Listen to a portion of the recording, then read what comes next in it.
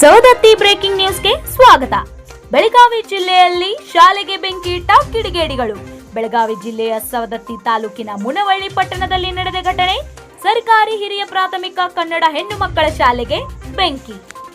ಸವದತ್ತಿ ತಾಲೂಕಿನ ಮುನವಳ್ಳಿ ಪಟ್ಟಣದಲ್ಲಿರುವ ಸರ್ಕಾರಿ ಹಿರಿಯ ಪ್ರಾಥಮಿಕ ಕನ್ನಡ ಹೆಣ್ಣು ಮಕ್ಕಳ ಶಾಲೆಗೆ ಬೆಂಕಿ ಹಚ್ಚಿರುವ ಘಟನೆ ನಡೆದಿದೆ.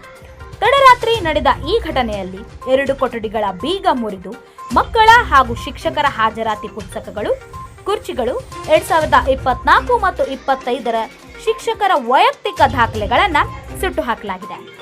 ನೂತನವಾಗಿ ನಿರ್ಮಿಸಿರುವಂತಹ ಮಕ್ಕಳ ಶೌಚಾಲಯದ ಬಾಗಿಲುಗಳನ್ನು ದುಷ್ಕರ್ಮಿಗರು ಮುರಿದಿದ್ದಾರೆ. ಈ ಬಗ್ಗೆ ಈ ಘಟನೆ ನಡೆದ ಸ್ಥಳಕ್ಕೆ ಕ್ಷೇತ್ರ ಶಿಕ್ಷಣಾಧಿಕಾರಿಗಳಾದ ಎ ಖಾಜೆ ಅವರು ಹಾಗೂ ಪಿಎಸ್ಐ ಸವದತ್ತಿ ಅವರು ಸ್ಥಳ ಪರಿಶೀಲನೆ ನಡೆಸಿದ್ದಾರೆ. ಹಾಗೂ ಡಿವೈಎಸ್ಪಿ ರಾಮದುರ್ಗ ಅವರು ಕೂಡಲೇ ಸ್ಥಳಕ್ಕೆ ಭೇಟಿ ನೀಡುವುದಾಗಿ ತಿಳಿಸಿದ್ದಾರೆ. ನಿರಂತರ ಸುದ್ದಿಗಾಗಿ ನೋಡ್ತಾ ಇರಿ ಸವದತ್ತಿ ಬ್ರೇಕಿಂಗ್ ನ್ಯೂಸ್.